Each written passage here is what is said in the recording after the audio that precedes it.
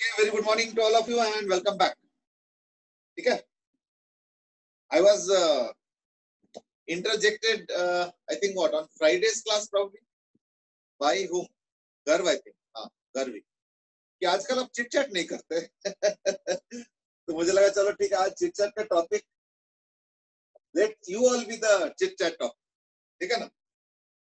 तो अब टॉपिक क्या करें? In the meanwhile, I've got good morning message already from Arnav, Ansh, Dhruv Sharma. Dhruv Sharma obviously in his style, namaste. Garv also more good morning. Ariyant has started analyzing the passwords that I'm keeping.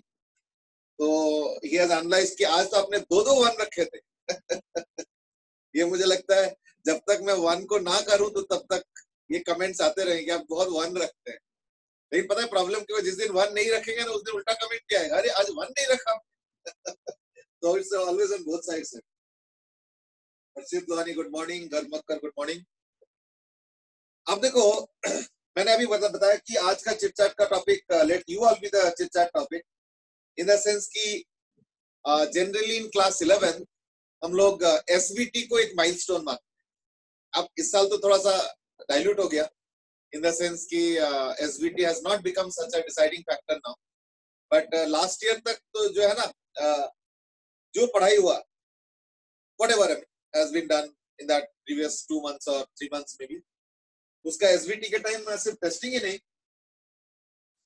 बल्कि SVT में एक analysis भी किया जाता है कि कौन कैसे कर रहे हैं है ना किसको दिक्कत हो रहा है क्या प्रॉब्लम्स आ रहे हैं I mean these are things that you must analyse और अदर वी मस्ट एनालाइज ठीक है ना तो मैं इसको प्रॉब्लम तो नहीं कहूंगा these are not really big problems I mean you are all pretty grown up to understand कि these are not really problems I would rather say these are experiences and experiences can be a little positive and negative ultimately outcome सबका positive ही होता है ठीक है ना क्योंकि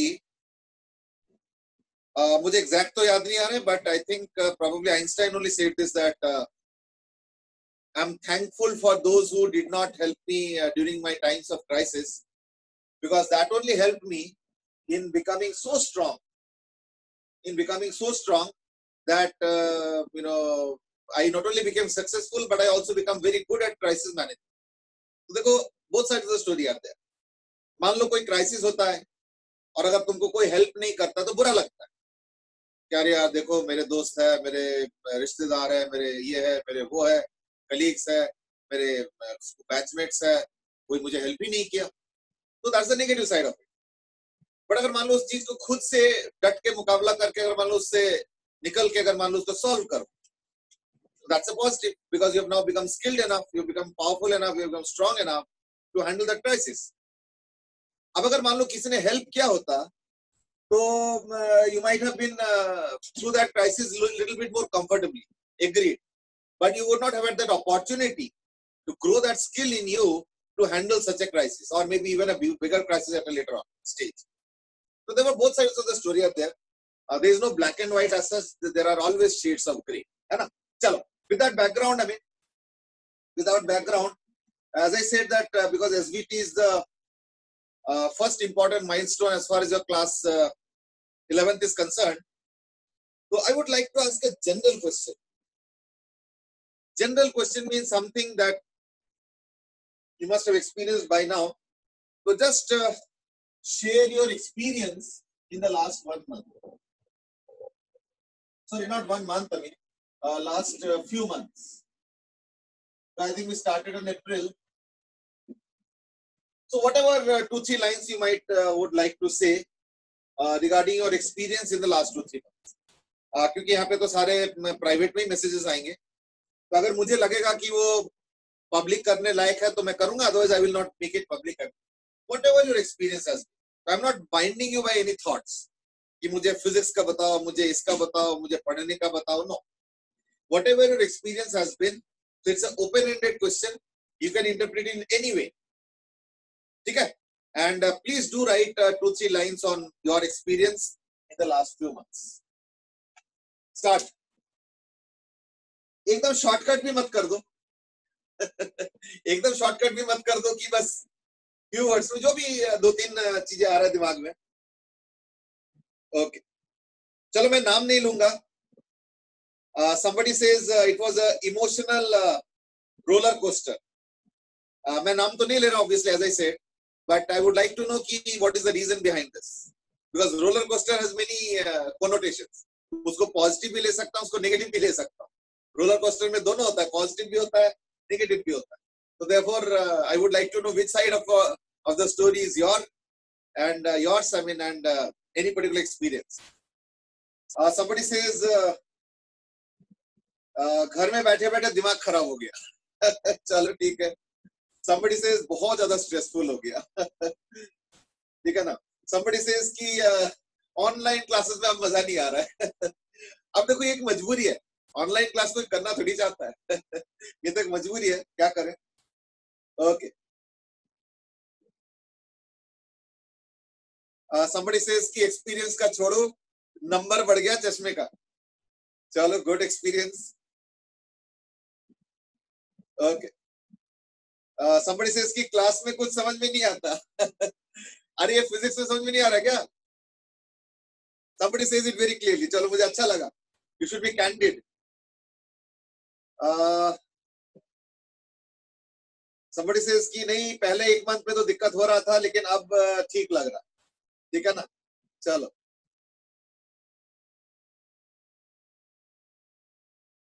somebody says कि बस मुझे स्कूल जाना है.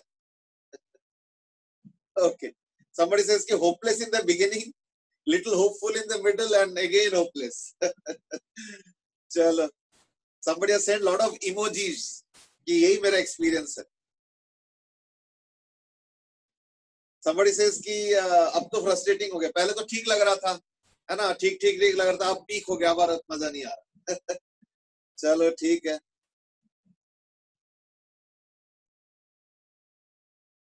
somebody says कि 11th का सिलेबस ही इतना ज्यादा है कि मैनेज ही नहीं हो रहा है. चलो, गुड. somebody says कि समर हॉलीडेज वापस से रिज्यूम होना चाहिए. चलो ठीक है. अच्छा.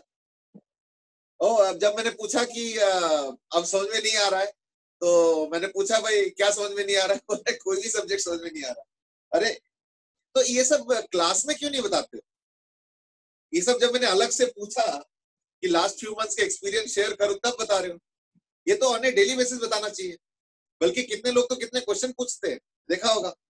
For example, I would take the biggest example is of Som Datta. वो तो कितना कुछ पूछ लेता है. तुम भी पूछ लिया करो, आएगा बेटा, ऐसे नहीं है. हाल नहीं छोड़ना है. मैं नाम नहीं ले रहा हूं, लेकिन मैं बता रहा हूँ सबको ही, हाल नहीं छोड़ना होता है. Please don't do that.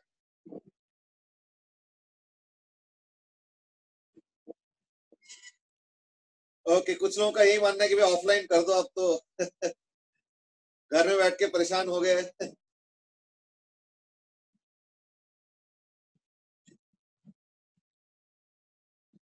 Okay. Somebody says कि आर्मी का एलिजिबिलिटी खत्म हो जाएगा लग रहा है. Well well well, I hope so कि ऐसे नहीं होगा. वैसे आर्मी का एलिजिबिलिटी में I think 3.5 is the criteria है, कुछ ऐसा तो मुझे नहीं पता था. somebody also says कि घर में कंसंट्रेट करना मुश्किल हो जाता है क्योंकि सब लोग घर में रहते हैं, माहौल and all. I would suggest कि अगर पॉसिबल हो तो जो स्टडी रूम है वो थोड़ा अलग हो, अगर हो तो. I mean like everybody may not have the same arrangement. और उस समय में भी रूम लॉक तो करना अच्छा नहीं लगता है, but may be keep the door just little closed. I mean, ठीक है. somebody says कि हम लोग गेम्स पीरियड बहुत मिस कर रहे हैं. सोम सेज कि एक चैप्टर के फॉर्मूला याद करने में दिक्कत आता है. ठीक है ना. somebody also says कि थोड़ी छुट्टियां करा दो. But taking that formula part कि बहुत सारे फॉर्मूले हो गए ना, ये तो मैं नहीं मानूंगा. फिजिक्स में सबसे कम फॉर्मूले हैं. इनफैक्ट अगर थोड़ा थ्रेड ऑफ फॉर्मूले को कनेक्ट करते हुए देखोगे तो फिजिक्स में तो आई थिंक पूरे 11th में उतने फॉर्मूला नहीं होगा जितना कि शायद अकेले ट्रिगोनोमेट्री में फॉर्मूला हो. है या नहीं? I hope I am right. चलो. somebody says कि अब कोरोना वोरोना सब डर नहीं लगता, बस स्कूल खोल दो. somebody says कि घर में कंसंट्रेट करना बड़ा मुश्किल है, घर वाले परेशान करते हैं, बहन परेशान करते हैं. Okay. Now this is an interesting question from Kumar Aditya, and that is physical वाले का भी क्या ऑनलाइन क्लास होगा? भाई फिजिकल वाले का भी 70% या 60% तो थ्योरी है ना, वो तो 30% या शायद 40% प्रैक्टिकल है भाई, बाकी तो थ्योरी भी तो है, थ्योरी से कहाँ बच पाओगे? somebody else said कि एक वीक का ब्रेक हो जाए बस. ओके, मैं नाम नहीं लूंगा. somebody also says कि घर के कंफर्ट जोन में अब अच्छा लग रहा है. चलो ठीक है, slowly people are getting into tune it seems.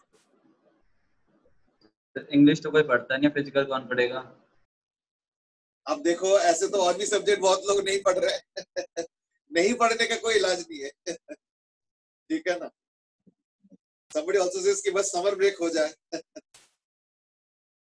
well Aryanth has made a comment. देखो मैं पहली बार नाम ले रहा हूँ, and that is formula तो अपने आप बन जाते हैं.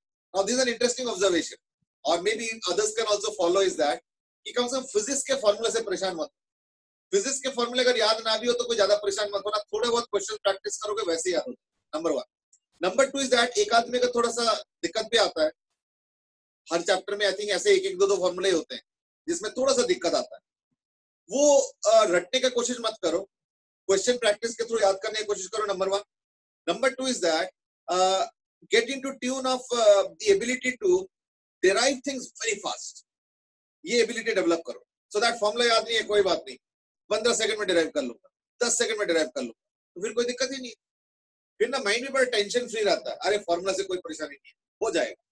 वो जो दिमाग में एक बार सेट होता है ना, हो जाएगा. That's the buzzword. चलो लास्ट में आए कि बस कुछ छुट्टियां दे दो प्लीज. देखो सीधी बात बताऊं, अब नेक्स्ट छुट्टियां सीधे उस पे होंगे, हाफ ईयरली पे होंगे. मतलब अगर उसको छुट्टियां कहते हो तो ठीक है ना. हाफ ईयरली होंगे I think September mid, around 14 के आसपास. तो उस समय तक तो लगातार क्लास. रक्षाबंधन की छुट्टी तो होगी. हाँ, रक्षाबंधन. अब वो एक आध दिन कभी कभार छुट्टी पड़ जाएंगे, एक आध दिन, है ना. बट वो भी ज्यादा नहीं. नहीं होगा. पर वैसे हम तो आगे चल रहे हैं ना सबसे, मतलब अगर स्कूल चल रहे होते तो इतनी एफिशिएंट पढ़ाई तो हो नहीं पाती जितनी हो रही है. हाँ, ये बात मैं थोड़ा बहुत एग्री करूंगा, बट तो हमको छुट्टी मिलनी चाहिए हमको. but the other flip side is that you never know कि आगे से क्या होगा.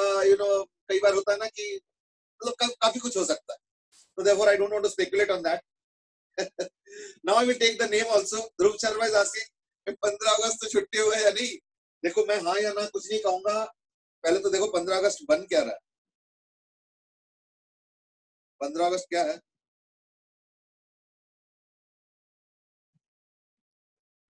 सैटरडे संडे नहीं होना चाहिए. वही तो मैं कर, वही मैं देखने की कोशिश कर रहा हूँ. नहीं वो नहीं होना चाहिए. जब 3 दिन छुट्टी तो बनती है. सैटरडे है. चलो गए फिर. अरे यार. चलो anyway, चलो दैट वाज नाइस टॉकिंग. ठीक है ना. सो आज चिट चैट में ज्यादा टाइम लगा है. जनरली अराउंड 10 मिनट्स लगता है, बट क्योंकि आज सबको टर्न दिया तो ध्रुव Gupta has also expressed his क्या बोलेंगे annoyance और frustration, and that is कि क्या होता रहता है. जितने भी इंपॉर्टेंट हॉलीडे सॉरी फेस्टिवल्स होता है या इंपॉर्टेंट डेज होता है, 26 जनवरी या 15 अगस्त, ये सारे सैटरडे संडे पड़ जाता है ना. छुट्टी मारा जाता है. अब देखो क्या कर सकते हो. This is reality of life. सबसे बड़ी बात तो है कि हम टीचर्स डे मिस कर देंगे.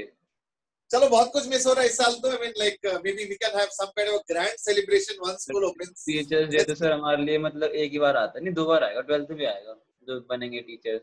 चलो हम देखेंगे can't help really.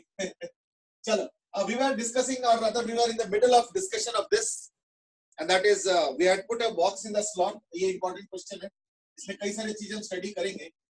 तो लाइक ये स्लॉट है और यहाँ पे एक बॉक्स रख दिया मैंने, जस्ट फिट. ठीक है. तो अगर इस स्लॉट को और बड़ा करके देखूं तो कुछ ऐसे बने.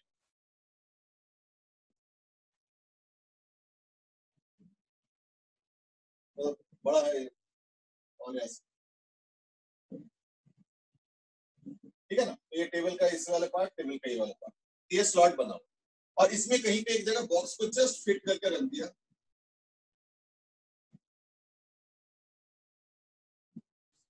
जस्ट फिट,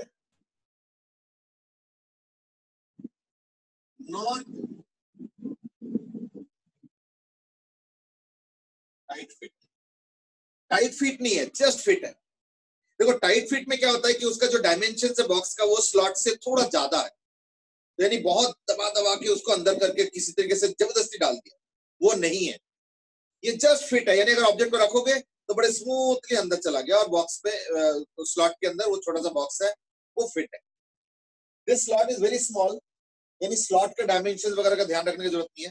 तो like slot is very small, the box is also very small, based on that now we are analysing. ठीक है, तो कल हमने डिस्कस किया था कि अगर मान लो इसमें फ्रिक्शन है और इसमें मान लो 0 है और इस वाले में भी 0 है तो क्या होगा। तो हमने देखा था कि अगर ओमेगा मैक्स जानना, ओमेगा मैक्स जानना था, तो हमने बोला कि ये तो सिंपल वाला है, इसमें तो फ्रिक्शन हो गया mu M g is equal to m omega max whole square into r, that this is small r. ठीक है, तो this was a very simple one, इसमें आई डोंट थिंक कि कुछ ज्यादा परेशानी वाली बात थी। ठीक है ना, तो ये लाइक ये तो आसान हो। अब मैं एक काम करता हूं, अब मैं डाल देता हूं फ्रिक्शन यहां पे और यहां पे 0 कर देता हूं। तो इस केस में हमने डिस्कस किया था कि अगर ओमेगा को फिक्स रखोगे, अगर ओमेगा को फिक्स रखोगे तो ये पॉसिबल नहीं। ठीक है, तो ओमेगा मैक्स इस केस में क्या हो जाएगा, तो इस केस में हो जाएगा 0। मान लो ऐसे घूम रहा है एंटी क्लॉकवाइज। ठीक है, एंटी क्लॉकवाइज अगर घूम रहा है तो इन दैट केस इस केस में क्या होगा ना, ओमेगा मैक्स 0 हो जाएगा। इस केस में ओमेगा मैक्स 0, यानी इस बार तुम घुमा नहीं सकते हो, कोई कांस्टेंट एंगुलर वेलोसिटी से नहीं घुमा सकते हो, ये स्लिप करके बाहर की तरफ चला जाएगा, it will not stay there. ठीक है, अच्छा Dhruv has made a comment की वो r/2 था, नहीं कोई बात नहीं, तो कोई बात नहीं ना, वो तो स्मॉल r की जगह r/2 भी ले सकता है, इससे इसको कैपिटल R। आज फ्रेश क्वेश्चन स्टार्ट करें, तो लेट्स बिगिन अगेन, तो let's not have the same discussion as yesterday. ये आ गया। अब मैं एक काम करता हूं, अब मैं एक काम करता हूं, इस बार क्वेश्चन चेंज कर रहा हूं। ये क्वेश्चन अब डिस्कशन खत्म हो गई है, यहां तक लास्ट हमने कल डिस्कस किया था, आज वहां से टेक ऑफ कर रहा हूं। तो अब क्वेश्चन अलग है, ध्यान रखना। अब क्वेश्चन है कि ये 0 है, ये म्यू है, ये भी म्यू है, और इस बार omega not is 0 but alpha is there, alpha is non zero. तो इस बार क्वेश्चन है when does the body slip.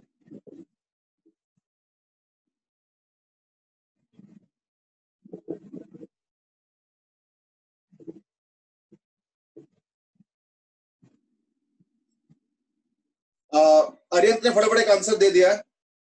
वैसे मैं चाहता हूं कि सब लोग आंसर करो बेटे, इनफैक्ट मैं ये भी सोच रहा हूं कि टर्न बाय टर्न चलते हैं, सबके पास आंसर लेने, नहीं तो अदरवाइज पता है क्या होता है, मैं जनरली देखता हूं इज दैट कुछ लोग अपना शांत बैठे रहते हैं, मेडिटेटिव, कुछ लोग तो आंसर करते हैं रेगुलरली, कुछ लोग आंसर करके सवाल भी पूछ लेते हैं, डाउट भी पूछ लेते हैं, कुछ लोग बड़े शांत बैठते हैं।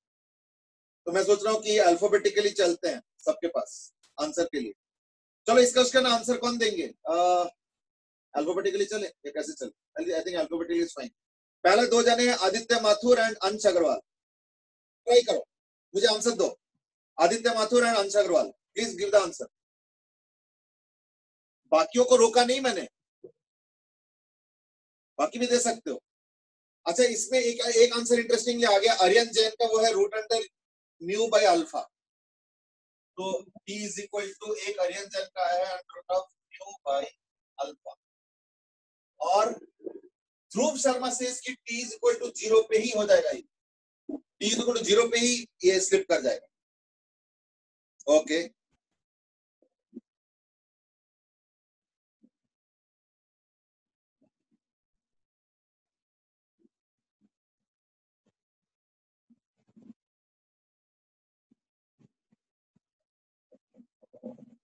ओके, देव ऑल्सो सेज कि नहीं ये तो बस घूमना शुरू हुआ कि स्लिप कर गए, ऐसे होगा। ओके, वैसे I have asked Aditya Mathur and Ansh Agarwal, please give the answer. Where are you? सही हो गलत हो घबराओ मत। अगले बार अनुषा एंड अरियंत, वैसे अरियंत ने तो ऑलरेडी दे ही दिया।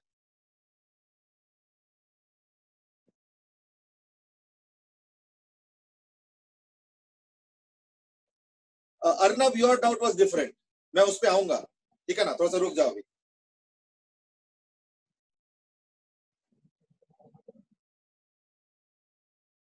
Aditya Mathur and Ansh Agarwal, I am still waiting. चलो देखो, पहली बात तो इस बार ना एक टेंजेंशियल एक्सेलेरेशन होगा, तो इस बार AT है equal to alpha r. AT कौन प्रोवाइड करेगा? AT हु विल प्रोवाइड, है ना? तो मैं I am asking question. Okay, Ansh Agarwal ने एक आंसर दे दिया, आदित्य मथुर ने अभी तक नहीं दिया। Root under mu by alpha, ये सब लोगों ने आंसर ये दे रहे। निखिल अग्रवाल ने अभी दिया है ही is equal to root under mu by alpha. I have a question and that is who is providing the tangential acceleration, मतलब the force required for tangential acceleration, that's the question। ये जो tangential acceleration है alpha into small r, who is providing that? Okay, Ariyant ने तुरंत answer दिए हैं, अंश अग्रवाल ने भी आंसर दिए हैं, आदित्य माथुर ने भी दिए हैं। वॉल का normal force, this what has been given by Ansh Agarwal as well as Aditya Mathur. चलो बिल्कुल सही बोला है, वेरी गुड।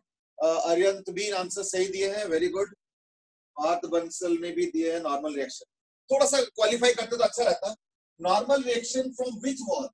मैं इसको ए सरफेस मान रहा हूं, इसको बी सरफेस मान रहा हूं और इसको सी सरफेस मान रहा हूं।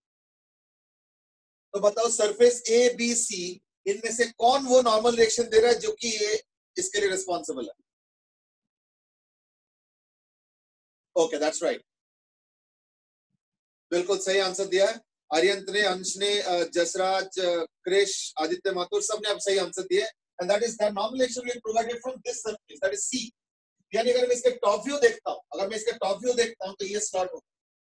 तो ये ए वाला सरफेस हो गया, ये बी वाला सरफेस है और ये सी वाला सरफेस। ऑब्जेक्ट यहाँ पे है, उसको यहां से नॉर्मल रिएक्शन मिल रहा है।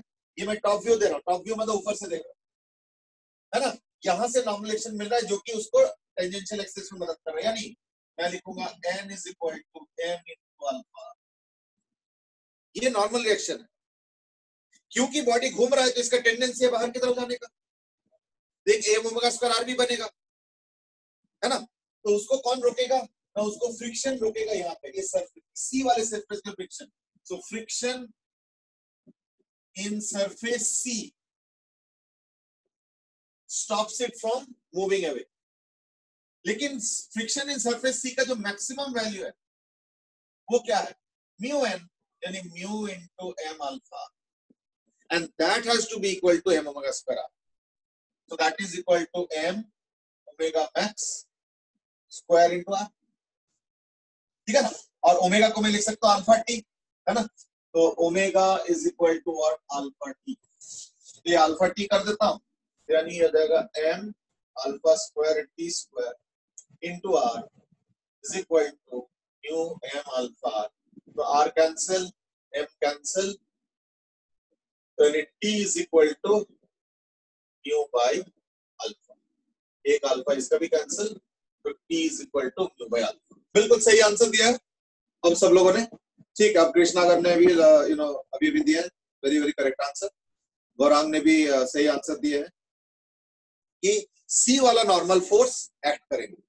हर्षित also has given the same answer, बिल्कुल सही बात। यानी देखो इंटरेस्टिंगली, यहाँ पे देखो इंटरेस्टिंगली क्या हो रहा है, मेरे ए सरफेस पे भी फ्रिक्शन अवेलेबल है लेकिन वहां जनरेट नहीं होगा। क्यों? क्योंकि अगर मान लो, अगर मैं यहाँ पे दो वॉल इमेजिन करता हूँ, मैं टाइट फिट, और अगर एक व्हीकल है मान लो, और वो व्हीकल सडनली इधर एक्सलेट कर रहा है, तो इन दैट केस में इस वाले वॉल के साथ चिपकूंगा, ये वाला वॉल के साथ नहीं चिपकूंगा। दो द वॉल्स में be just touching me from both sides, but अगर गाड़ी इधर एक्सलेट कर रहा है तो इन दैट केस में इस वॉल के साथ चिपक जाऊंगा, और अगर गाड़ी इधर एक्सलेट कर रहा है तो मैं इस वॉल के साथ चिपक जाऊंगा। ये वॉल के साथ मेरा कोई इंटरेक्शन फोर्स नहीं। Geometrically I might be there touching. देखो ज्योमेट्रिकल टचिंग अलग है और फिजिकल टचिंग अलग है। याद करके देखो, मैंने एक एग्जांपल दिया था कि अगर ये वॉल है और यहाँ पे बॉक्स है तो ज्योमेट्रिकली दो कॉन्टैक्ट सरफेस है, एक इधर एक इधर, ज्योमेट्रिकली, लेकिन फिजिकली एक ही कॉन्टैक्ट सरफेस है इस केस में और वो ये है। इसको हम कॉन्टैक्ट सरफेस फिजिक्स के हिसाब से नहीं मानते। तो सेम यहाँ पे भी होगा कि यहाँ पे देखो एक कॉन्टैक्ट सरफेस यहाँ पे है और यहाँ पे फ्रिक्शन नहीं है, यहाँ पे फ्रिक्शन नहीं है, जीरो है, इसलिए इस पे कॉन्टैक्ट होगा लेकिन फ्रिक्शन नहीं है। इस पे ज्योमेट्रिकल कॉन्टैक्ट है पर फिजिकल कॉन्टैक्ट नहीं है। इस पे ज्योमेट्रिकल कॉन्टैक्ट है लेकिन फिजिकल कॉन्टैक्ट नहीं है। और जो सी वाला सरफेस है इसमें ज्योमेट्रिकल कॉन्टैक्ट तो है ही है, फिजिकल कॉन्टैक्ट भी होगा, उसी से नॉर्मलाइजेशन बनेगा और वहीं पे फ्रिक्शन होगा और उस चक्कर में कितने टाइम बाद बॉडी स्लिप कर जाएगा। तो दैट्स अंडरस्टूड। चलो अब मैं इसका स्कोप बढ़ाता हूं। अब मैं एक काम करता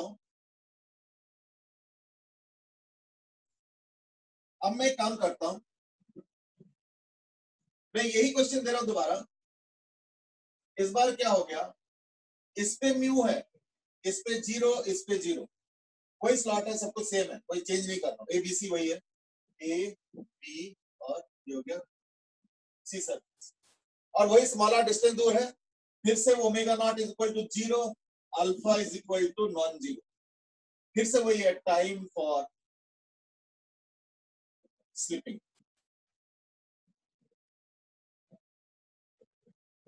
इस बार सी का जीरो, ए का जीरो, बी का म्यू है। Arnav has asked a question and that is physical contact में नॉर्मल फोर्स होना जरूरी है क्या? बिल्कुल, बिना नॉर्मल का हम लोग फिजिक्स का कांटेक्ट नहीं मानते। तभी मैंने बोला ना कि वो जो साइड वॉल का था उस पे कांटेक्ट नहीं था, फिजिक्स के हिसाब से नो कांटेक्ट।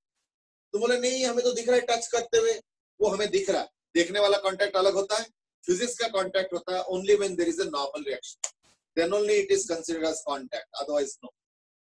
चलो इसका आंसर बताओ जरा। कुमार आदित्य ने तुरंत आंसर दिया T is equal to zero. Okay, Arnav also has given the answer की इनफिनिटेसिमल, वही मतलब जीरो, जीरो प्लस। चलो और आगे आगे बढ़, आगे बढ़, आगे बढ़ो।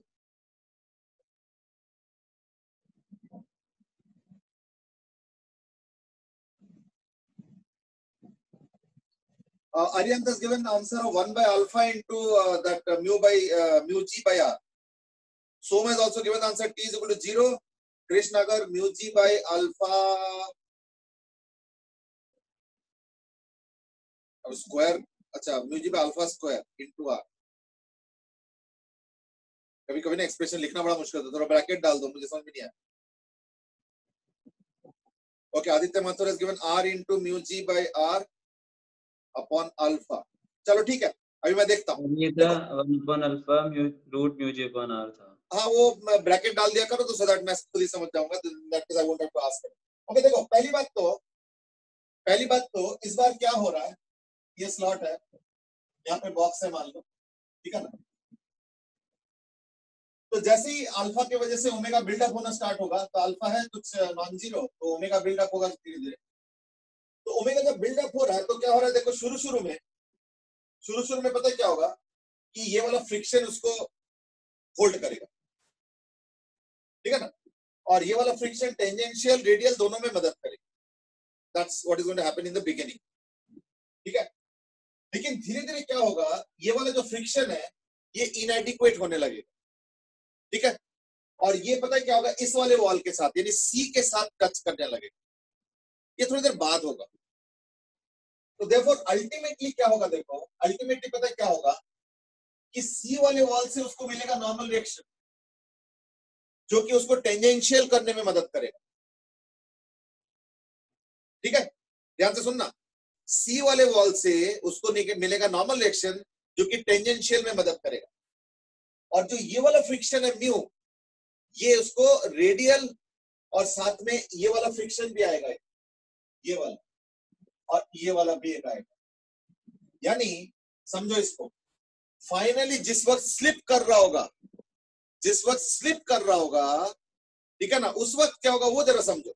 जिस वक्त स्लिप कर रहा होगा उस वक्त अगर इसका फ्री बॉडी डायग्राम बनाओगे तो ध्यान से देखो जरा,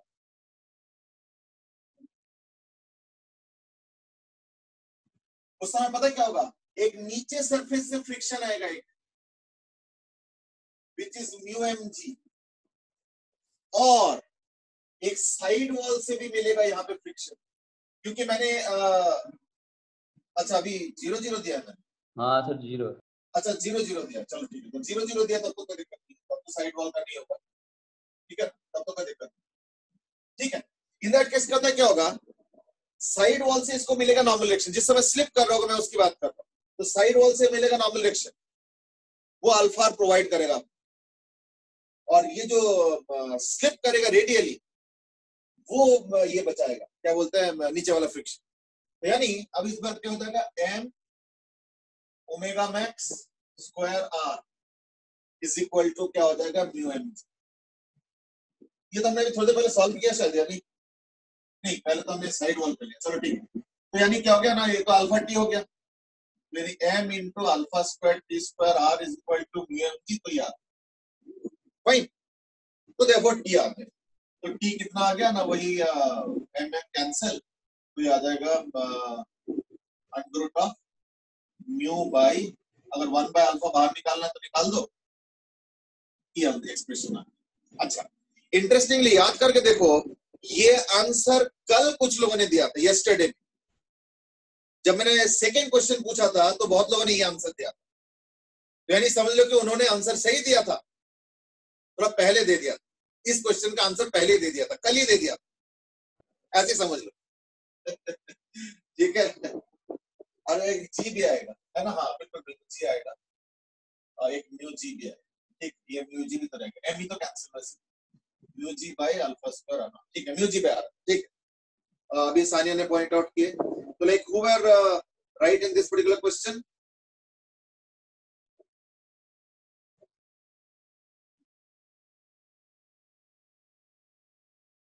okay, Aditya Mathur had given the answer, I think Krishna का तुमने इसी का आंसर दिए थे क्या? Yes sir.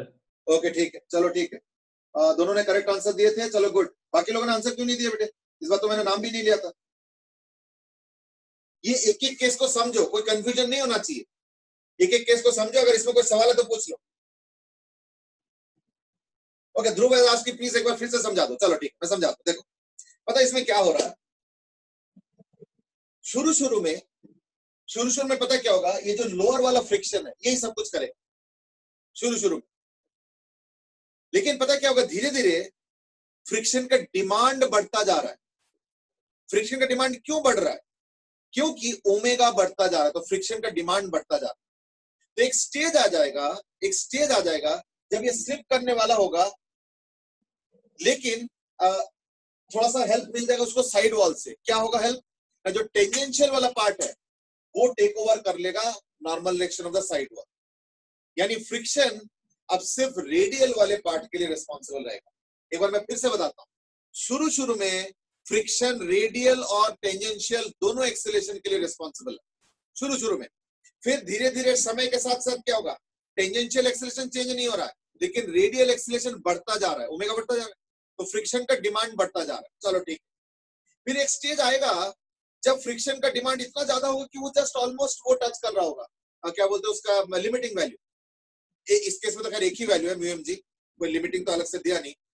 उसके ठीक बाद पता क्या होगा, वो नॉर्मल रिएक्शन से उसको टेंजेंशियल का मदद मिल जाएगा। उसके बाद शुरू में नहीं मिलेगा, ध्यान रखना, शुरू में नहीं मिलेगा, शुरू में अकेला नीचे वाला फ्रिक्शन यानी बी वाले सरफेस का फ्रिक्शन टेंजेंशियल भी देगा रेडियल भी देगा। तो ये नॉर्मल रिएक्शन का मदद कब मिलेगा ना, जब रेडियल और टेंजेंशियल का जो नेट फोर्स होता है, एक्सेलरेशन या फोर्स होता है, वो जब लिमिटिंग वैल्यू पे आएगा, उसके बाद ओमेगा तो और बढ़ता जाएगा। तो इन दैट केस क्या होगा, धीरे धीरे देखना अभी नॉर्मल रिएक्शन जो है उसको मदद करने लगेगा, तो थोड़ी देर और सस्टेन करेगा वो, थोड़ी देर और उस चीज को वो सस्टेन करेगा, ठीक है ना। कब तक? ना देखना धीरे धीरे टेंजेंशियल का सारा चीजें नॉर्मल रिएक्शन टेक ओवर कर जाएगा। ये टेक ओवर वाला पार्ट समझ में आ रहा है ना? एक काम करोगे, कल वाले क्वेश्चन का सेकेंड क्वेश्चन का आंसर दो जरा एक बार। क्या था? फोर्थ रूट था कुछ, मुझे याद आ रहा है, फोर्थ रूट ऑफ क्या था कल वाले सेकेंड क्वेश्चन का आंसर? चलो जो भी था, मैं इसको टी डैश लिख रहा हूं, ठीक है ना। देखना T dash will be less than T, T dash will be less than T, और फिर पता क्या होगा, जैसे टी डैश पार होगा वहां से नॉर्मल रिएक्शन का मदद मिलना शुरू होगा। तो धीरे धीरे पता क्या होगा, normal reaction will start now playing the role of और other giving the force of tangential force which will be giving the tangential acceleration. ठीक है, तो यानी अब फ्रिक्शन क्या होगा, रेडियल को संभालने में लग जाएगा, लेकिन उसका भी एक लिमिट है, उसके बाद तो नहीं बढ़ सकता है। तो जिस समय वो स्लिप करने वाला होगा उस समय का मैथमेटिक्स ही है। ठीक है, ध्रुव मैंने एक बार दोबारा समझाया, और मैंने थोड़ा शॉर्ट में समझाया, या इवन अदर्स के लिए also the same thing happens is that, holds is that. क्या इसमें समझ में आया मैं क्या कहना चाह रहा हूं? टी डैश टाइम तक, कल हमने जो सेकंड क्वेश्चन किया था, इसका पहला क्वेश्चन था ओमेगा मैक्स, फिर मैंने दिया था ओमेगा नॉट जीरो और अल्फा, तो उस समय टी आया था जिस समय वो स्लिप कर रहा था, याद करके तो फोर्थ रूट आया था, मुझे याद है, मुझे आंसर याद नहीं बट फोर्थ रूट याद है। तो वो अगर टाइम को टी डैश मानते हो फोर्थ रूट वाले का, तो इस केस में उस टी डैश तक, इस केस में उस टी डैश तक साइड वॉल का कोई रोल नहीं, फ्रिक्शन ही संभालेगा।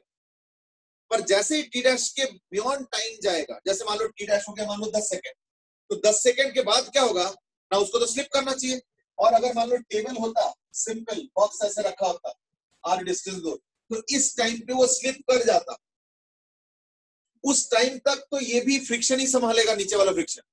उसके बाद साइड वॉल का रोल शुरू हो जाएगा, क्योंकि ये तो स्लिप करना चाहता है, लेकिन क्या होगा, साइड वॉल उसको मदद करेगा। तो साइड वॉल मदद करते करते क्या होगा ना, उसको जो टेंजेंशियल का जो पार्ट है वो अब साइड वॉल संभाल लेगा और स्लिप कर जाएगा। ठीक है, चलो, तो यानी क्या हो गया, ये आ गया भाई, अभी देख लो अच्छे से सर।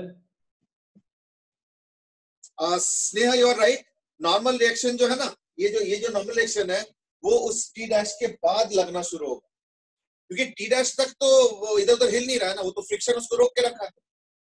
देखो मैंने क्या बोला, ये ऑब्जेक्ट टाइट फिट नहीं है, ऑब्जेक्ट टाइट फिट नहीं है, object is just loosely fit. तो नॉर्मल रिएक्शन की तरफ क्यों जाएगा, जब तक वो स्लिप करने का कोई टेंडेंसी ना बने, सो दैट वो साइड पे लग जाए। अभी क्या रहा, फ्रिक्शन ने मुझे संभाल के रखा, फ्रिक्शन नहीं संभाल पाता तो फिर मैं झुक जाऊंगा वॉल की तरफ, तो वॉल मुझे मदद कर रहा है, तो लेकिन वॉल के बाद धीरे धीरे क्या होगा, मैं फिर खिसक जाऊंगा। वो खिसकने का टाइम ये आ रहा है, और ये टी डैश जो कल वाला टेस्ट था सेकंड क्वेश्चन। हाँ बोलो सर, पहले स्टार्टिंग मतलब रेडियली और टेंजेंशियली दोनों तरफ फ्रिक्शन म्यू जी देगा ना। हाँ, पहले शुरू में म्यू ही अकेला संभालेगा, जब म्यू दोनों तरफ है संभाल ना। नहीं पाएगा तब ना ऑब्जेक्ट झुक जाएगा वॉल की तरफ। हाँ सर, ठीक है। हाँ समझ ना, यस जैसे सर, अगर इमेजिन करो, जैसे इस केस में तो कोई वॉल है नहीं, समझ गया। इस केस में तो कोई वॉल था नहीं, जो कल वाले क्वेश्चन थे वॉल तो अब आया है ना, तो कल वाले क्वेश्चन में कोई वॉल नहीं था, तो फ्रिक्शन सब कुछ संभाल रहा। तो अब एक चीज जरा इमेजिन करके देखो, थोड़ा सा इमेजिन करो कि मैं एक काम करता हूँ, इसी क्वेश्चन में साइड में एक वॉल लगा देता हूँ, तो ये तो पता ही नहीं चलेगा, वॉल को तो पता ही नहीं चलेगा, या ऑब्जेक्ट को पता ही नहीं है वॉल है, ऑब्जेक्ट को क्या पता वॉल है, तो इसलिए ऑब्जेक्ट को तो नीचे जो फ्रिक्शन है वही सब कुछ संभाल रहा है। जब फ्रिक्शन संभालने लायक अब नहीं बने, बस स्लिप करने वाला था, उस समय जो है वॉल के साथ वो चिपक जाए, क्योंकि वो टेंजेंट जो बढ़ जाएगा उसका वैल्यू, तो देयरफॉर अब वो स्लिप करने लगेगा, वो बढ़ जाएगा, तो यानी अब उसको वॉल मदद करेगा। ठीक है ना, चलो ठीक है, अब एक काम करो, इस क्वेश्चन को फिर से चेंज करो, अब ये जो जीरो फ्रिक्शन है इसको आप कर दो म्यू, और इधर भी म्यू। अब ये लास्ट केस है,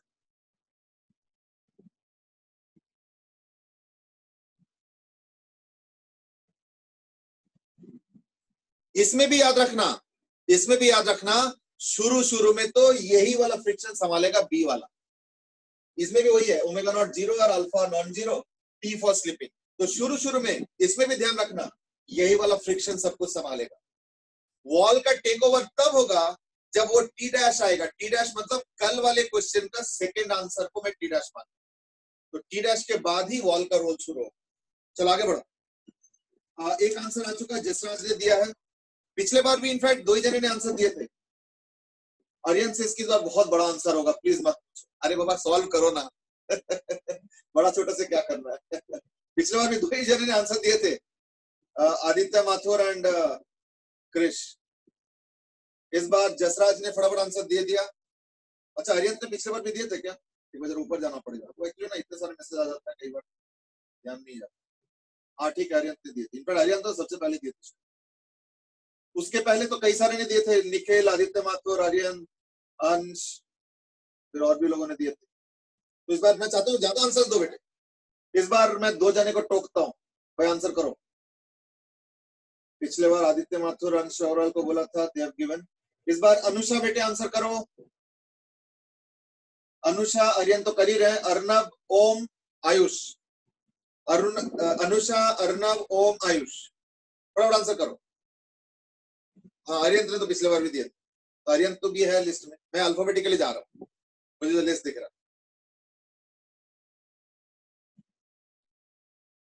ओके, कुछ कुछ आंसर आ गया। टी डैश प्लस कुछ और नहीं नहीं नहीं, इस तरीके से नहीं मत। टी डैश वाला वो कल वाले से नहीं, आज नया क्वेश्चन है, उस हिसाब से आंसर, कल वाले का नहीं। और इस तरीके से टी डैश प्लस मत करो, वो सिंगल आंसर ही आएगा। ओम पाठक का सेट की तो बहुत बड़ा आंसर आएगा।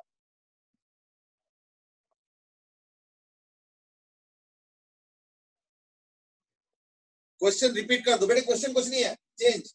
पिछले बार मैंने किया था म्यू 0 0, अब मैं कर रहा हूं mu mu mu. Question same है। तुम तो एक लाइन बना के फिर से बनाओ, नहीं तो सब मिक्सअप हो जाएगा। बाद में 6 महीने बाद पढ़ोगे ना, रिवीजन विजन कर कुछ करते हो तो फिर भूल जाओ।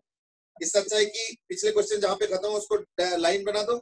ये डायग्राम बनाने में कितना टाइम लगता है, और फिर क्वेश्चन तो एक ही है। क्वेश्चन बेशक लिखो ना लिखो, डायग्राम दोबारा बना दो, लाइन ड्रॉ करके पता चले कि इस केस का ये एनालिसिस है, इस केस का ये एनालिसिस है। हर टाइप का एनालिसिस हम लोग कर रहे हैं। Okay, Dhruv Gupta is also said the same thing. ये तो बहुत लंबा आ रहा है, चलो कोई नहीं, मैं करता हूं।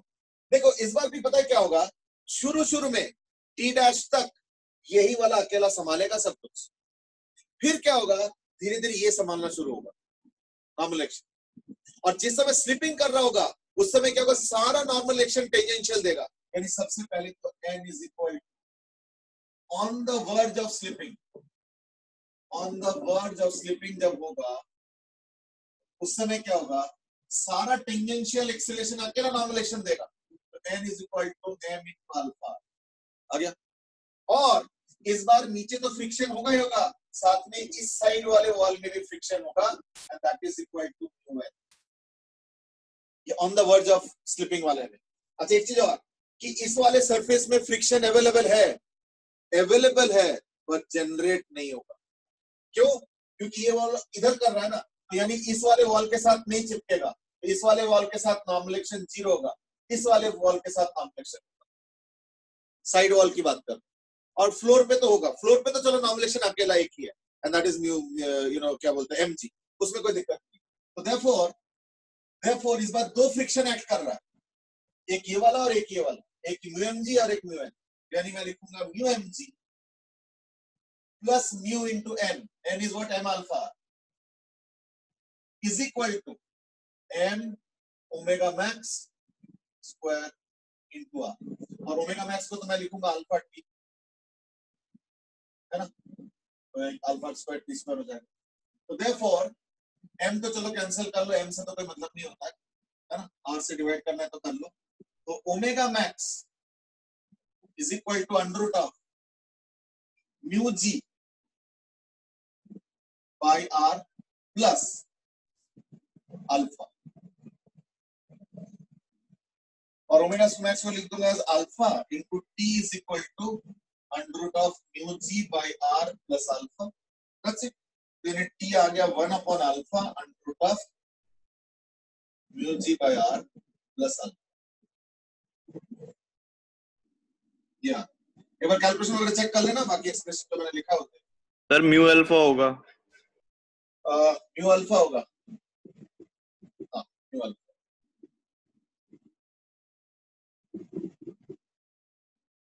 मतलब म्यू कॉमन भी ले सकता था, चलो कोई नहीं, ठीक है। एक बार एक्सप्रेशन देखो, ये आ रहा है, ठीक है। सानिया रावत ने आंसर दे दिया वैसे तो, अल्फा स्क्वायर और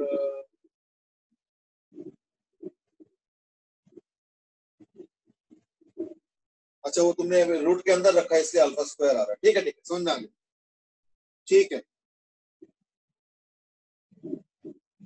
आर्यन था लास्ट क्वेश्चन। अच्छा, Aditya Mathur has given answer root under mu g plus mu r alpha whole by r।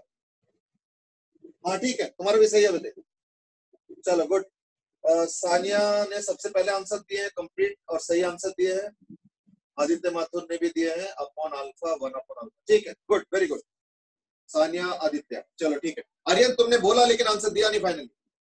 Aditya Mathur has also written that sir U is missing in second term। अच्छा हाँ, वो तुमने पॉइंट आउट कर दिया, चलो ठीक है, thank you very much for that. Jasraj ने दिए थे, जसराज सबसे पहले दिए थे, वैसे मैंने जसराज का ही देखा। एक सेकंड रुक जा, मैं जरा जसराज का भी देख, जो सबसे पहले देते हैं उसका नजर नहीं आता। 1 upon alpha root under mu G plus mu alpha R by R. हाँ ठीक है, चलो गुड, ऑल थ्री गुड। अच्छा, इसमें एक क्वेश्चन भी आया फ्रॉम आर्यन जन, दैट इज नॉर्मल रिएक्शन तो थोड़ी देर बाद स्टार्ट हो रहा है ना, जो मैंने समझा है कि वो टी डैश के बाद, कल वाला सेकंड का आंसर को टी डैश मानते हुए नॉर्मल रिएक्शन जो साइड वाला वाल का है वो टी डैश के बाद स्टार्ट होता है। आपने पूरे टाइम क्यों ले लिया? पूरे टाइम कहां लिया मैंने? मैं तो सिर्फ on the verge of slipping के टाइम का बस एनालिसिस कर रहा हूं।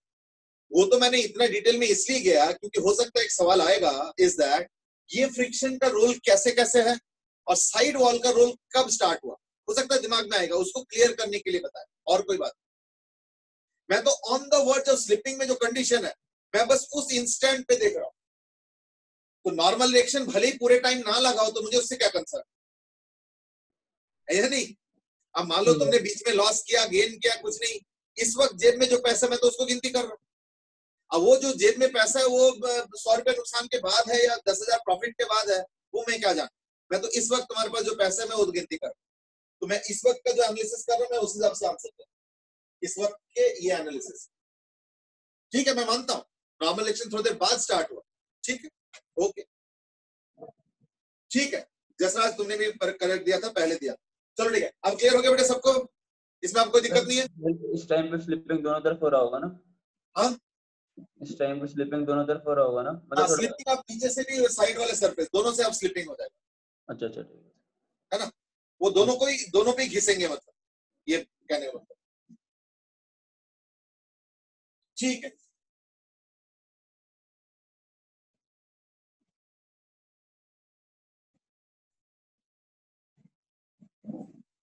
चलो इसके बाद वाला जो क्वेश्चन है ये है एक रिंग के ऊपर, रिंग के ऊपर, एंड दैट इज सपोज एक रॉड है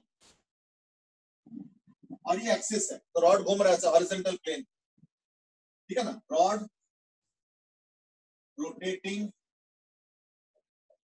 इन हॉरिजॉन्टल प्लेन। यानी बेसिकली अगर मैं अपने हाथ को एक रॉड मानता हूं कि हॉरिजॉन्टल प्लेन पे घूम रहा है ऐसे, तो वो चीज, और यहां पे मैंने एक रिंग रख दिया। Ring is slightly greater in radius than the rod, slight, जो थोड़ा सा हल्का सा, देखो इसमें हल्का सा बड़ा बना, देखा होगा, हल्का सा बड़ा। कोएफिशिएंट ऑफ फ्रिक्शन म्यू है, एक्सिस के अबाउट ओमेगा मैक्स कितना होगा,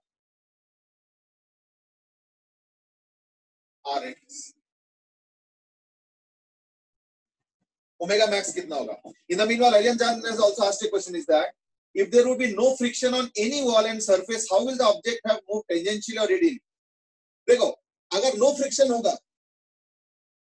क्वेश्चन सुनो सब लोग, इसको थोड़ा होल्ड करो।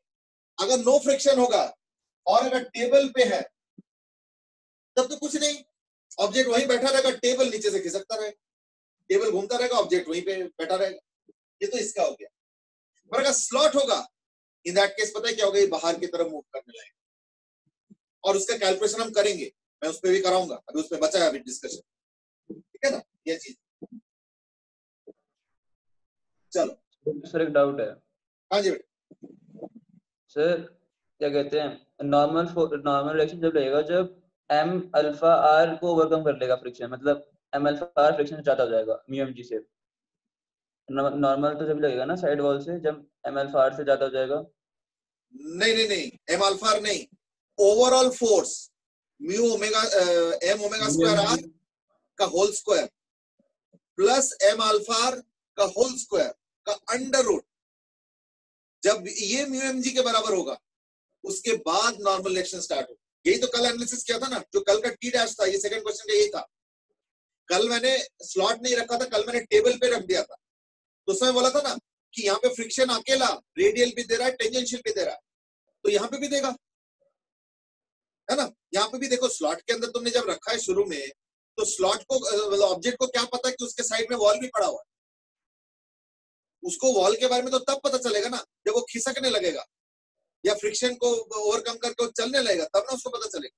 इसलिए कल वाले क्वेश्चन में जो टी डैश आया था सेकंड क्वेश्चन का, उस समय मैंने बोला था कि फ्रिक्शन मतलब अल्फा को नॉन जीरो रख के ओमेगा को जीरो रखा था इनिशियल, तो धीरे धीरे बिल्डअप हो रहा था। तो फ्रिक्शन रेडियल भी दे रहा था, टेंजेंशियल भी दे रहा था, तो मिला के जो नेट फोर्स है वो अकेला फ्रिक्शन दे रहा था, ठीक है ना। और स्लिपिंग कब हुआ? जब टेंजेंशियल एक्सेलरेशन का स्क्वायर प्लस रेडियल एक्सेलरेशन का स्क्वायर का अंडर रूट, ये हो गया नेट एक्सेलरेशन का magnitude into m, that is the net force का रिक्वायरमेंट, वो अकेला म्यू mg दे रहा था on the verge of slipping. ये कल की बात। और आज क्या हुआ? आज भी वही हो रहा था, लेकिन जैसे वो स्लिपिंग करने का सोचा, उस समय साइड वॉल ने उसको मदद करना शुरू कर दिया, तो यानी स्लिपिंग थोड़ा सा रुक गया थोड़ी देर और के लिए, ठीक है ना। क्यों? क्योंकि उसका जो टेंजेंशियल वाला पार्ट है अब वो साइड वॉल से निकलने लगेगा, तो यानी उसका जो फ्रिक्शन है वो ज्यादा रेडियल को और संभाल सकता है, तो थोड़ी देर और टिक गया। और अगर उसको साइड वॉल के फ्रिक्शन का भी मदद मिल रहा है तो थोड़ा और टिक गया। ये तो हमने स्टेज बाय स्टेज किया ना। या एक बार समरी कर दे, तो चलो एक बार समरी करता हूं मैं, पहले ये क्वेश्चन खत्म करो। इस क्वेश्चन का आंसर कुछ लोगों ने दिया है, जसराज ने दिया, अनुषा ने दे दिया, अनुषा ने दिया, मैंने तो और भी लोगों को बोला था, अर्नव ओम को भी बोला था, आयुष को भी बोला था। जल्दी करो। जसराज ने दिया रूट अंडर म्यू बाई ए, अनुषा ने दिया म्यू जी बाई आर का अंडर रूट, अरियंत ने दिया म्यू जी बाई आर का अंडर रूट। चलो ठीक है, देखो इसमें तो कोई प्रॉब्लम नहीं, इसमें तो कल वाले क्वेश्चन ही है, वो सिर्फ एक फॉर्मेलिटी है कि रॉड है और ये सब है, कल वाला ही क्वेश्चन है। एम ओमेगा मैक्स का square into R is equal to, इसलिए ये तो कल वाला ही क्वेश्चन है, यानी omega max is equal to under root of mu G by R. ये तो कल वाला ही क्वेश्चन है, कोई चेंज नहीं। हो गया म्यू जी बाई आर का अंडर रूट, ये देखो ये हो गया ओमेगा मैक्स। अब सुनो, क्वेश्चन चेंज हो गया, अब हो गया rotating in horizontal plane, omega not zero और अल्फा नॉन जीरो। और क्वेश्चन है कि find when does it slip. करो जल्दी।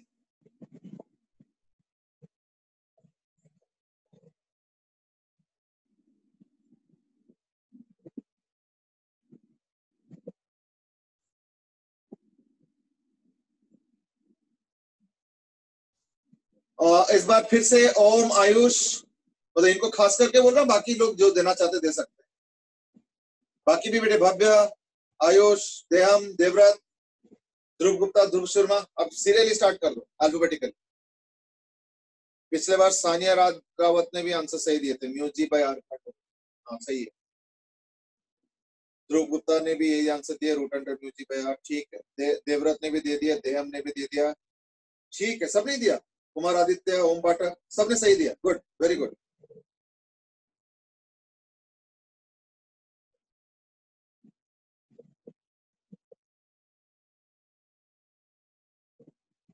ठीक है, इस बार तो बहुत लोगों ने दे दिया, ठीक है। आर्यन जैन, आदित्य माथुर, ओम पाठक, कुमार आदित्य, सबने दे दिया, चलो गुड। जसराज ने भी दे दिया। इसका आंसर तो बेटे आप टी पूछा है इस बार, when does it slip.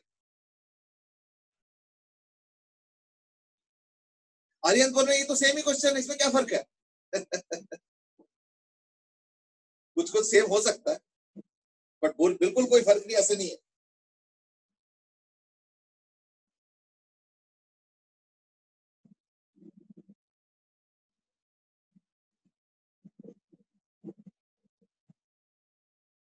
Okay, now certain answers are coming up. Deham is given 1 upon alpha into root under mu g by r. Ansh Agarwal is given 4th root of mu square g square minus r square alpha square by alpha 4 r square. Oh, interesting answer. Kumar Aditya is given 1 by alpha into root under mu g by r. Okay. इस बार पता क्या है ना, इस बार थोड़ा सा analysis और deeper होगा। आर्यन सेज कि ये तो टी डैश ही है जो कल वाला आंसर। चलो कोई बात नहीं, मैं अभी कुछ हाँ या ना नहीं कह रहा हूँ, मैं इसका एनालिसिस कर रहा हूँ, जरा ध्यान से सुनो। इस बार क्या ना, देखो ये जो कड़ा है ना, ये वो रिंग का काम कर रहा है और मेरा जो हाथ है वो रॉड की तरह काम कर रहा है। मेरा हाथ रॉड नहीं है, मेरा कोई बहुत मजबूत हाथ नहीं है, देखो दुबला पतला हाथ है ना, तो इसलिए कोई रॉड नहीं है, मत समझ लेना। But I think this is simulating well, क्योंकि देखो इसका भी रेडियस मैंने बोला रॉड से थोड़ा ज्यादा है, तो देखो थोड़ा सा ज्यादा, देखो ये बहुत ज्यादा है नहीं। इनफैक्ट मैं इसका इतिहास बताऊं, ये मैंने लगाया था, कड़ा लगाया था, आई थिंक मतलब पहना था जब मैं अमृतसर गया था, that was around 18-19 years back, और ये बहुत अच्छा क्वालिटी का है, क्योंकि देखो कहीं जंग नहीं पकड़ा, ये देखो कैमरा से देखो, कहीं जंग नहीं पकड़ा, और ये 18-19 साल हो गया इसका। अब इसका राज सुनो, मुझे कड़ा पहनने अच्छा लगता है, तो मैं ना बीच में कड़ा खरीदता रहता हूँ, पहनता रहता हूँ, लेकिन ये वाले के साथ दिक्कत आ गया। दिक्कत क्या है कि जब मैंने 18-19 साल पहले पहना था, तब हो सकता है कि हाथ थोड़ा पतला रहा होगा, अब हो सकता है इससे भी पतला, वैसे भी पतला ही है, कोई बहुत ज्यादा पावरफुल नहीं है, लेकिन इतने देर में हाथ थोड़ा मोटा हो गया होगा। अभी इतना ज्यादा मोटा है कि ये बाहर नहीं निकल सकता, ये बाहर नहीं निकल सकता। अब मैंने एक बार कोशिश किया था गुरुद्वारे में जाके कि वो साबुन वाबुन लगा के काफी कुछ कोशिश किया, लेकिन इतना दर्द हुआ, मैं बोला रहने दो भाई, जरूरत नहीं, यही सही है। तो तब से ये कड़ा मैं हाथ में पहन रखा हूँ। अदरवाइज इसके पहले मैं फ्रीक्वेंटली बदलता रहता था, कभी वो येलो कलर का, कभी इससे थोड़ा मोटे वाले, कभी इससे पतले वाले, मुझे अच्छा लगता, सबके अपने अपने शौक। तो now it is no more coming out, यानी इसका radius is slightly greater than of the rest, और इसका साइज बड़ा है, तो अब ये निकलता नहीं है। दैट इज द राज है।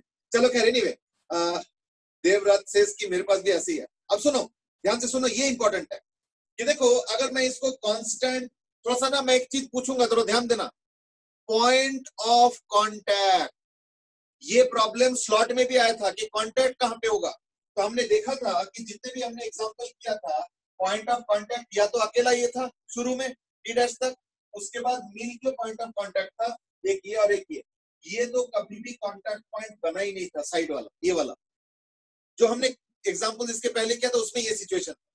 इस बार मैं पूछना चाहूंगा पॉइंट ऑफ कांटेक्ट कहां पे होगा, अगर मान लो ये रॉड कांस्टेंट एंगुलर वेलोसिटी से घूम रहा है, तो पॉइंट ऑफ कांटेक्ट कहां पे होगा बताओ। Okay, Anusha Kansal is also given another answer, Amit. In the meanwhile, Ayush Gupta, Om Pathak, Sayyid Tahar Rizvi has also given answer. Okay, Ansha Agarwal has given the answer कि इसका point top most point होगा। Agreed, अगर constant angular velocity से घुमाओगे इस rod को और ring को, in that case point of contact होगा टॉप मोस्ट पॉइंट यहाँ पे। ये देखो, बाकी देख रहे हो जगह है, देख रहे हो खाली है, मतलब टच नहीं कर रहा है ना, इधर भी देख लो, ये देखो टच नहीं कर रहा, लेकिन यहाँ पे टच कर रहा है, ये देखो, ये पॉइंट ऑफ कांटेक्ट देख सकते, ये देखो बाकी पॉइंट ऑफ कांटेक्ट नहीं है, top most point of contact हो गया ना। लेकिन अब थोड़ा ध्यान से सुनो, अब अगर मान लो ओमेगा नॉट 0 है और अल्फा नॉन 0 है, तो थोड़ी देर बाद पॉइंट ऑफ कांटेक्ट कहां पे होगा ये बताओ।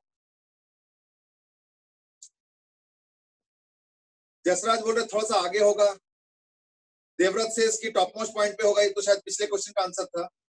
अब सपोज अल्फा है, यानी थोड़ी देर बाद ओमेगा भी है अल्फा भी है, तो बताओ पॉइंट ऑफ कांटेक्ट कहां पे होगा। अभी भी टॉप मोस्ट पॉइंट होगा क्या? यस आंसर करो बेटे। यानी चलो अभी कुछ कुछ आंसर आया है, मैं पढ़ के सुना रहा हूँ। पहले आंसर अग्रवाल ने दिया कि नहीं, it will tend toward the centre of your right side of कड़ा। अब ये राइट लेफ्ट बड़ा मुश्किल है बताना, चलो कोई नहीं। श्रेयसी बसा के से नहीं, टॉप सरफेस पर होगा, but if alpha is non zero then initially the point of contact is on one side, then after some time on the opposite side. No no no no, Om Pathak से इसके थोड़ा बगल में शिफ्ट हो जाएगा, भव्य और से इसकी एक साइड शिफ्ट हो जाएगा। You are right, you are right, तो मेरा राइट इस तरफ, मतलब कांटेक्ट पॉइंट इधर होगा। हाँ, अगर मान लो अल्फा इधर है ना, तो थोड़ा सोचो कि अगर मान लो ये अल्फा है, तो अल्फा तो इधर हो गया ना, अल्फा इधर हो गया, तो उस तरफ एक नॉर्मल एक्शन चाहिए, मतलब उस पर एक फोर्स चाहिए, अदरवाइज कराएगा कौन, है ना। इसलिए पता है क्या होगा, अगर मैं यहां से देख रहा हूं ना कड़ा को, ये अगर राइज है, तो अगर इधर से देखोगे तो पता है क्या होगा, ये रहेगा रॉड और ये रहेगा लेट्स से रिंग। तो अगर ओमेगा कांस्टेंट है, अगर ओमेगा कांस्टेंट होगा तो ये सिचुएशन रहेगा, ये पॉइंट ऑफ कांटेक्ट है। This is if omega is constant, जिसका मैथमेटिक्स ऑलरेडी हो चुका है, ये वाला जिसका मैथमेटिक्स हो चुका। लेकिन अगर मान लो अल्फा है, तो इन दैट केस पता है कैसे कांटेक्ट होगा, ये अगर रॉड है, सॉरी ये अगर वो है रॉड है, ये रॉड है, इन दैट केस देखना कांटेक्ट इस बार यहां पे होता है,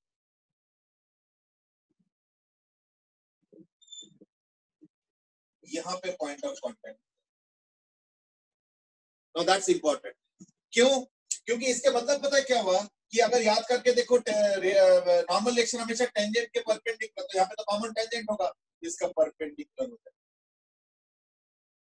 बल्कि इसमें तो एक और क्वेश्चन भी बनता है, find when does it slip and also at that time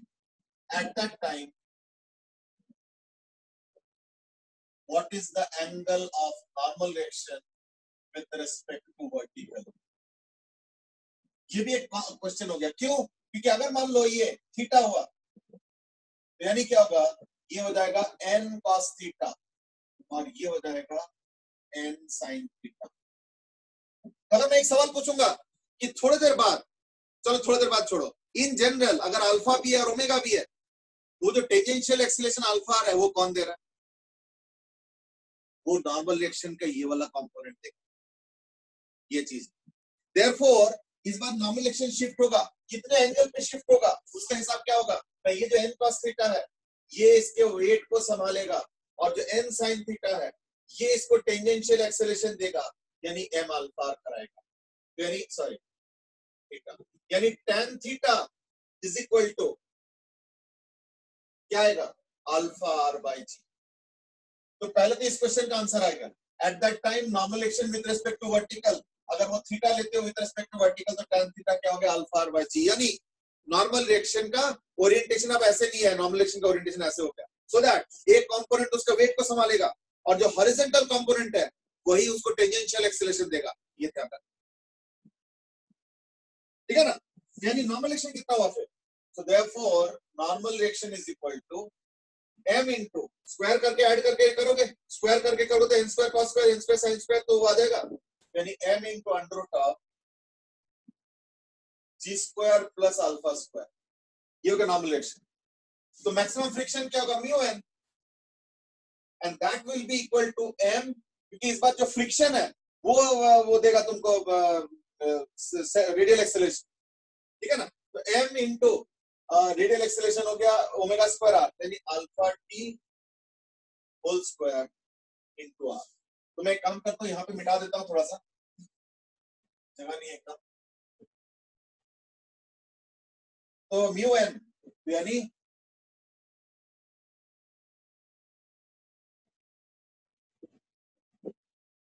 n बोलते ये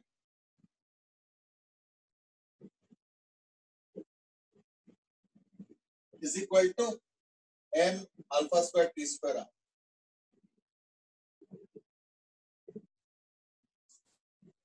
m ओमेगा स्क्वायर, यानी t is equal to mm cancel हो गया, ठीक है ना, फोर्थ रूट आएगा तो म्यू स्क्वायर को अंदर कर दो, fourth root of mu square, चलो ये कर दो म्यू बाय, एक काम करो 1 बाय अल्फा तो बाहर ही रखो, क्या अल्फा स्क्वायर रखो 1 बाय अल्फा और म्यू अंदर ले लिया मैंने, तो म्यू को अंदर ले लो, mu by R into under root of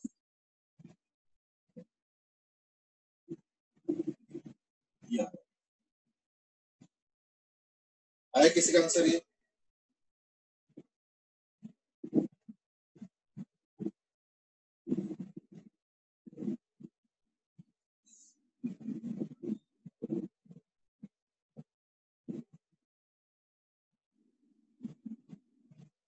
somehow ये फॉर्मेट किसी का आया ऐसे लग नहीं रहा है, बट बाकी इतने लंबे लंबे आंसर्स आया कि मैं भी खुद विजुलाइज नहीं कर पा रहा हूँ क्या लिखना चाह रहा।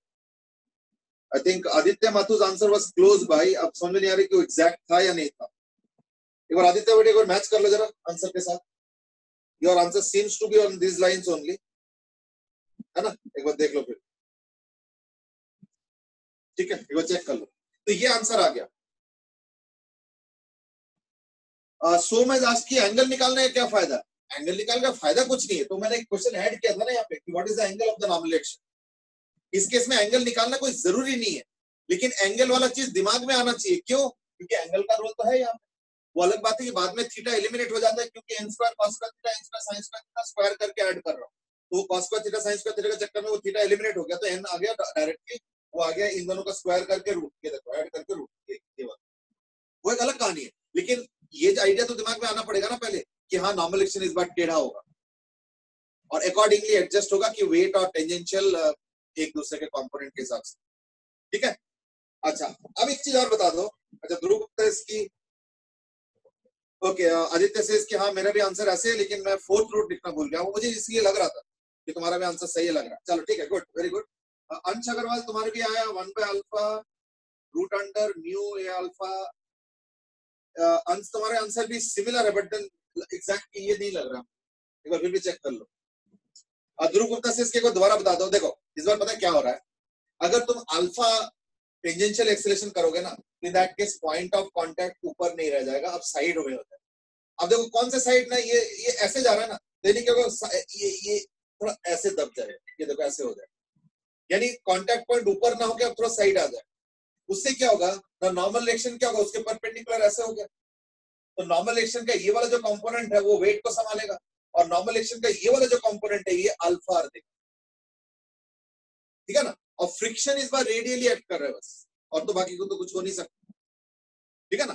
तो वो रेडियली फ्रिक्शन को रोकेगा, फ्रिक्शन उसके स्लिपिंग करने से रोकेगा, और नॉर्मल एक्शन का कंपोनेंट टेंजेंशियल देगा, नॉर्मल एक्शन का एक कंपोनेंट वेट को संभालेगा। That's the overall picture that is coming out, ठीक है। और देख लो,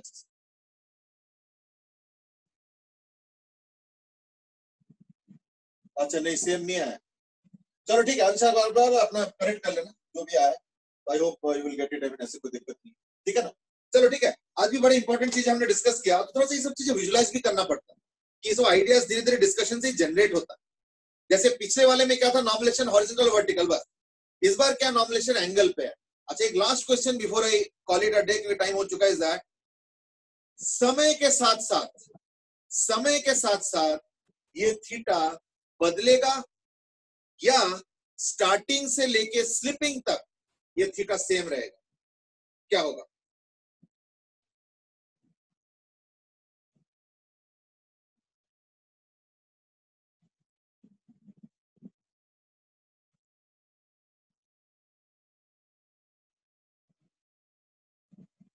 okay, let me point out who is the answer giving. Aditya Mathur ने बोला सेम रहेगा, आर्यन सेज की सेम रहेगा, जसराज सिंह की बदलेगा, आर्यन सेज की इंडिपेंडेंट ऑफ टाइम है, स्नेह सेज सेम रहेगा, हर्षित सेज सेम रहेगा, देहम ध्रुव पार्थ एवरीबॉडी सेज सेम। तो सबसे पहले कहां से शुरू हुआ था? आदित्य माथुर, फिर उसके बाद ठीक है, उसके बाद आर्यन, फिर ठीक है, everybody is giving the same answer and that is answer वो सेम रहेगा। ओम, रूपल, केतव, भव्य, सोम, ध्रुव, एवरीबॉडी नाउ सेज की सेम रहेगा, ठीक है ना। पार्थ बंसल भी सेम रहेगा, ध्रुव गुप्ता, ध्रुव शर्मा दोनों। अच्छा बिल्कुल सही बात है, इसमें समय के साथ बदलने वाला कुछ नहीं है, ये जो एक बार स्टार्ट हो गया ना, इन दैट केस ये एंगल सेम रहेगा। क्यों? क्योंकि कोई टाइम का एक्सप्रेशन तो है, अल्फा कांस्टेंट है, आर कांस्टेंट है। हाँ स्लिप कर गया तो कहानी अलग है, क्योंकि फिर आर बदल जाएगा, क्योंकि स्लिप करके मतलब बढ़ जाएगा, तो वो एक अलग कहानी। लेकिन जब तक स्लिप नहीं करता है तब तक नॉर्मल रिएक्शन एक फिक्स्ड एंगल पे रहेगा, वो नहीं बदलने वाला, समझे ना। So that's the story. चलो गुड, वेल डन, ठीक है, आज के लिए इतना ही करते हैं, कल इसको कंटिन्यू करेंगे, थोड़ा सा रहता है circular motion and friction, it's not that everything is over, I mean. तो कल इसको और थोड़ा डिस्कस करके, I think now we are reaching almost towards the end of the discussion on friction, I mean we have done a lot. Hopefully within a day or two we will be able to wind up the discussion. ठीक है, चलो आज के लिए इतना ही, thank you very much, we'll meet again tomorrow, have a good day, and hopefully all those negatives that were there in your mind you have expressed yourself today जब मैंने पूछा था chit chat के time, and have removed the negatives and stay with the positives, ठीक है। चलो okay बेटे, thank you sir, okay बेटे, thank you sir, okay बेटे, have a good day.